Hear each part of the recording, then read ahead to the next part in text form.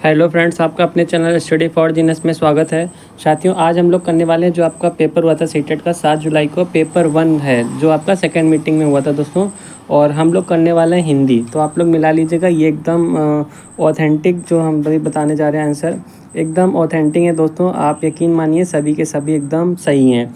देखिएगा, पहला जो आपका आया था दोस्तों गद्यांश आया था, ये बात की गई थी इसमें आध्यात्म के मन के राजा होने की, कि राजा कोई भी बन सकता है, बस क्या होना चाहिए, उसके शुद्ध विचार होने चाहिए, अच्छे कर्म होने चाहिए, न्याय अन्याय में दोस्तों उसको फ़र्क करना आना चाहिए, ठीक है, अधर्म के खिलाफ होना चाहिए। और इसी पर ये जो है पैसेज आया था आपका, ठीक है। तो इसमें देखिए 91 नंबर आया, क्वेश्चन पूछा गया था कि राजा का अनिवार्य गुण नहीं है। तो देखिए हमको निगेटिव वाला बताना था कि राजा का अनिवार्य गुण क्या नहीं है। तो आंसर जो जाएगा दोस्तों वो निगेटिव में जाएगा। तो क्या नहीं होता, निर्भयता नहीं होता, मानवीय संवेदना देखिए तो होता है, अच्छे कर्म भी होना चाहिए राजा के अंदर। और दोस्तों क्या होना चाहिए, धर्म धीरू क्या होना चाहिए, क्या कि नहीं होना चाहिए, तो धर्म धीरू नहीं होना चाहिए दोस्तों। ऑप्शन आपका 4 जाएगा, ठीक है। निर्भयता यही आपका क्या दोस्तों निगेटिव वर्ड है, निर्भयता आपका निगेटिव वर्ड है। ऑप्शन जो है आपका भय आपका जाएगा ऑप्शन 4, धर्म भीरू नहीं होना चाहिए। चलिए अगला है कि अपने मन का राजा होने से तात्पर्य है। तो ये इसमें दोस्तों आपका हो जाएगा कि मन को नियंत्रित करना, ठीक है। अपने मन का राजा होने का मतलब हो गया अपने मन को कंट्रोल करना। चलिए अगला क्वेश्चन आया था 93, राजा के किन गुणों की चर्चा गद्यांश में की गई है। राजा के ऐसे कौन से गुण हैं जिनकी चर्चा गद्यांश में की गई है। तो देखिए दोस्तों इसमें की गई थी शुद्ध विचार और अच्छे कर्म की चर्चा की गई है, ठीक है, इस गद्यांश में। ऑप्शन आपका 4 सही हो जाएगा। अगला 94 नंबर, आप लोग देख लीजिएगा आपका कौन सा सेट है, ठीक है। क्वेश्चन ऊपर नीचे बिल्कुल हो सकते हैं। अगला आया था कि अध्यात्म शब्द में प्रत्यय का उपयोग किया गया है। अध्यात्म में दोस्तों आपको बताना है कि कौन सा प्रत्यय का उपयोग किया गया है। तो देखिए इसमें आपका कौन सा हो जाएगा, बिल्कुल आपने दोस्तों एक जाएगा, ठीक है। एक प्रत्यय का प्रयोग जो है दोस्तों किया जा सकता है, किया जा सकता है, ठीक है। तो क्या हो जाएगा, आध्यात्मिक हो जाएगा, ठीक है। अध्यात्म से बनेगा आपका आध्यात्मिक। तो ये उपसर्ग में पहले जोड़ते हैं और प्रत्यय में जो है अध्यात्म के आगे पीछे मतलब के लगाते हैं, ठीक है। और उपसर्ग में क्या होता है, हम लोग पहले लगाते हैं, ठीक है। चलिए अगला है कि राजा बनने के लिए, राजा बनने के लिए क्या होता है, राजा बनने के लिए की राह का अग्रसर होना होगा। तो देखिए राजा बनने के लिए दोस्तों आपको कैसा बनना होगा, ये आपको अध्यात्म की राह पर अग्रसर होना होगा।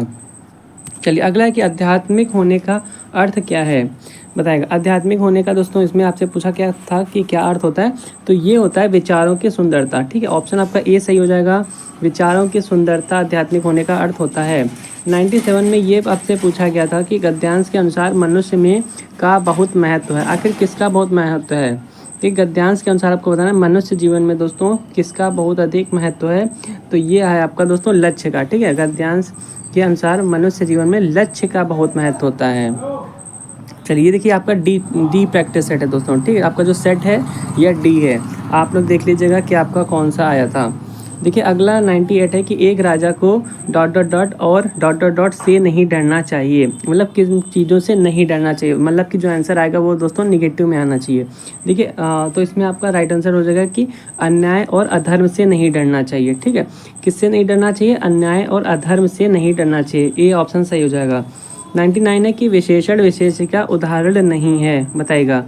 विशेषण विशेषिका दोस्तों उदाहरण नहीं है, तो इसमें क्या हो जाएगा, तो देखिए इसमें क्या होगा आपका, इसमें आपका जाएगा दोस्तों कि ऑप्शन ए सही होगा, लक्ष्य निर्माण, ठीक है। लक्ष्य निर्माण आपका ओ ए ऑप्शन बिल्कुल सही हो जाएगा। विशेषण विशेष का उदाहरण नहीं है, तो लक्ष्य निर्माण जो है दोस्तों यह उदाहरण नहीं है। चलिए अगला है कि नीचे दी गई कविता को पढ़कर प्रश्नों के सबसे उचित विकल्प का चयन करना है आपको, ठीक है। आपको क्या करना है कि प्रश्नों के सबसे उचित विकल्प का दोस्तों चयन करना है।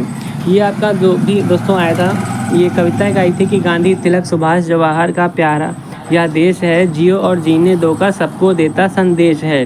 प्रहरी बनकर खड़ा हिमालय जिसके उत्तर द्वार पर हिंद महासागर दक्षिण में इसके लिए विशेष है। लगी गूंजने दसों दिशाओं वीरों के यश गान से, हमें मिली आज़ादी वीर शहीदों के बलिदान से, ठीक है। ये आपके दोस्तों पोयम आई थी। इसमें आपसे पूछा है कि हिमालय का संधिविच्छेद है। तो देखिए हिमालय का संधिविच्छेद क्या हो जाएगा, बिल्कुल आपका हो जाएगा हिम प्लस आलय, ठीक है। ये तो सभी को पता है, क्लास 8 में बहुत पूछा जाता था ना। चलिए 101 में है कि कविता में किन महापुरुषों का उल्लेख किया गया है। आखिर किन महापुरुषों का उल्लेख किया गया है इस पोएम में, कविता में? तो देखिए महात्मा गांधी जी का उल्लेख किया गया है। ठीक है, किसका किया गया है दोस्तों? महात्मा गांधी जी का उल्लेख किया गया है। वीर का बहुवचन दोस्तों क्या होता है? अगर हम वीर का बहुवचन बनाएं दोस्तों, ये हो जाएगा आपका वीरों। ठीक है, वीर का वीरांगना नहीं होगा, वीर का वीर नहीं होगा, वीरा नहीं होगा, वीरों होगा। 103 नंबर ये क्वेश्चन आपसे पूछा गया था कि भारत देश की क्या विशेषता है। आखिर भारत देश की दोस्तों क्या विशेषता है? आपको अपने हिसाब से नहीं बताना है, पैसेज पढ़ के, जो आपका पोएम दोस्तों वो पढ़ के बताना है। तो इसमें आपका हो जाएगा दक्षिण में हिंद महासागर है। ठीक है, दिया है ना, दक्षिण में क्या है दोस्तों? हिंद महासागर है। अभी हमने ये लाइन पढ़ी भी थी, ये देखिए यहाँ पे देख सकते हैं, ये देखिए क्या है दोस्तों? हिंद महासागर दक्षिण में, इसके लिए विशेष है। चलिए अगला देखिएगा, 104 नंबर ये पूछा था कि कविता में किन वीरों के यशगान की बात की गई है। तो किन वीरों के यशगान की बात की गई? ये की गई है जिन्होंने देश की स्वतंत्रता के लिए जीवन दिया। ऑप्शन आपका 3 सही हो जाएगा। 105 में कि कविता में किस संदेश की बात की गई है दोस्तों?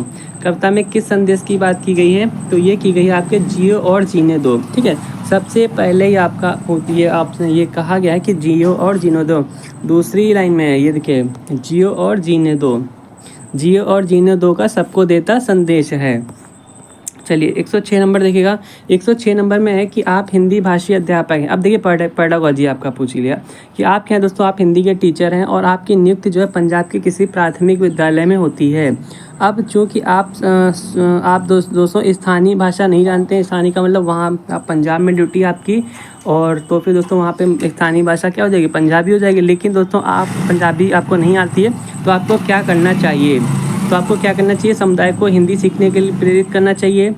ये तो बहुत मुश्किल काम हो जाएगा। यदि किसी भाषा क्षेत्र में स्थानांतरण के लिए आवेदन कर देना चाहिए कि आपको जो है दूसरी जगह मतलब अपने ट्रांसफ़र ले लेना चाहिए, ये कहा गया दोस्तों। तो ये भी नहीं है। बच्चों की भाषा को एक संसाधन के रूप में इस्तेमाल करना चाहिए और शिक्षण आरंभ करना चाहिए। बिल्कुल आपका 3 पॉइंट सही हो जाएगा दोस्तों। ठीक है, अंग्रेजी में संप्रेषण करना चाहिए, तो जी नहीं, आपका 3 ऑप्शन सही हो जाएगा।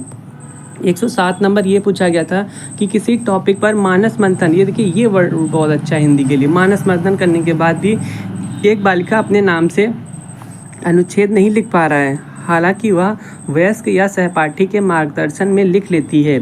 इस प्रकार के मार्गदर्शन को क्या कहेंगे? मतलब बालिका जो है वो खुद से आर्टिकल को नहीं लिख पाती है, अनुच्छेद को नहीं लिख पाती है। हालांकि अगर किसी वयस्क मतलब अपने बड़े से या अपने दोस्तों का अगर थोड़ा उसे गाइड मिल जाए दोस्तों, तो वह यह काम कर भी लेती है। तो इसे हम लोग दोस्तों क्या कहेंगे? तो बिल्कुल इसी को देखिए सहयोग करना, इसे हम लोग क्या कहेंगे दोस्तों? मदद, जहाँ पर भी वर्ड आ जाएगा सहयोग आ जाएगा। ठीक है, वो उसके द्वारा अगर कोई काम होता है दोस्तों, तो उसको हम लोग स्कॉफ फोल्डिंग कहेंगे। ठीक है, उसको हम लोग क्या कहते हैं? बिल्कुल स्कॉफ फोल्डिंग कहेंगे। ऑप्शन आपका क्या हो जाएगा? मदद।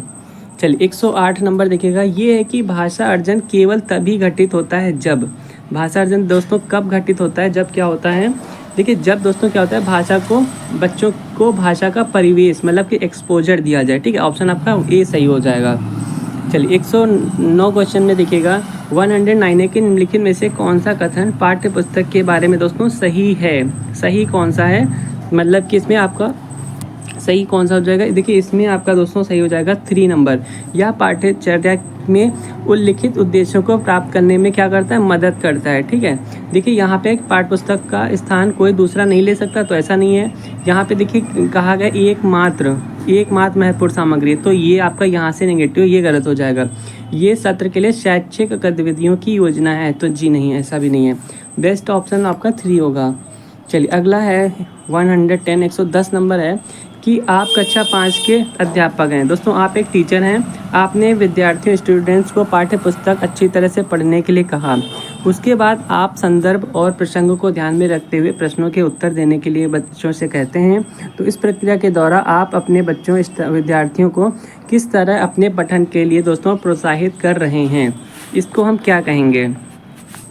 तो देखिए दोस्तों इसको हम लोग कहते हैं गहन पठन। ठीक है, इसी को हम लोग क्या कहते हैं? गहन पठन कहते हैं। बारीक से पठन नहीं होगा, विस्तृत पठन नहीं होगा, सरसरी तौर पर नहीं होगा, ये आपका गहन पठन कहलाता है।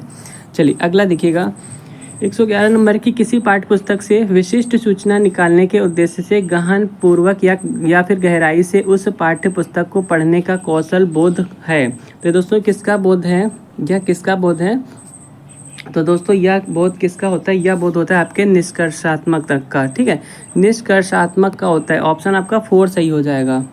चलिए अगला है 112 नंबर। ये पूछा है कि व्याकरण पढ़ाने का निगमनात्मक उपागम अनुशंसा करता है कि हमें सबसे पहले दोस्तों क्या करना चाहिए बताएगा। वो भी आपका निगमनात्मक उपागम है दोस्तों, उसमें सबसे पहले आपको क्या करना चाहिए? तो बिल्कुल दोस्तों इसमें देखिए निगमनात्मक है ना, तो इसमें सबसे पहले दोस्तों नियम प्रस्तुत करने चाहिए, ठीक है। 112 का दोस्तों आपका 3 सही हो जाएगा। 112 का आपका 3 सही होगा, नियम प्रस्तुत करने चाहिए। 113 देखिएगा, 113 में है कि तथ्यों से कहीं आगे आकर अनुमान लगाने का तरीका है। तो क्या तरीका हो? देखो से कहीं आगे आकर अनुमान लगाने का तरीका है, तो ये आपका हो जाएगा दोस्तों, ऑप्शन आपका ए सही होगा। पाठ्य पुस्तक का विस्तार, एक्स्ट्रापोलेशन जिसे कहते हैं, ठीक है, जिसे हम लोग एक्स्ट्रापोलेशन कहते हैं। इस तथ्यों से कहीं आगे आकर दोस्तों अनुमान लगाने का तरीका है। चलिए 104 नंबर दिखेगा। ये पूछा है कि कक्षा में मातृभाषा को स्थान न देना किस विधि की विशेषता है दोस्तों? यह किस विधि की विशेषता है कि कक्षा में मातृभाषा जो है दोस्तों उसको स्थान न देना? वो आपके कहलाती है दोस्तों प्रत्यक्ष, जिसे हम लोग डायरेक्ट कहते हैं, ठीक है। डायरेक्ट ऑप्शन आपका क्या सही हो जाएगा? आपका बिल्कुल आपका 1 ऑप्शन सही है। चलिए अगला 115 नंबर आपसे ये क्वेश्चन पूछा गया था दोस्तों। ये कहा है कि एक अध्यापक होने के नाते, आप एक टीचर हैं, आपके होने के नाते आप एक बच्चे की उसके कुल भाषा प्रयोग के लिए प्रशंसा करते हैं। यद्यपि उसने कुछ शब्दों की वर्तनी गलत लिखी है, आप कक्षा में किस उपागम का प्रयोग कर रहे हैं? देखिए क्या हुआ कि स्टूडेंट है आपका जो बच्चा है दोस्तों, उसने कुल भाषा प्रयोग में के लिए आप प्रशंसा कर रहे हैं। यद्यपि उसने कुछ शब्दों की गलतियाँ कर दी हैं, बट फिर भी आप उसकी प्रशंसा कर रहे हैं दोस्तों, ठीक है। तो आपको बताना है कि आप कक्षा में किस उपागम का प्रयोग कर रहे हैं। तो ये आप कर रहे हैं दोस्तों संप्रेषणात्मक उपागम का, ठीक है। ऑप्शन आपका सी सही हो जाएगा, संप्रेषणात्मक उपागम।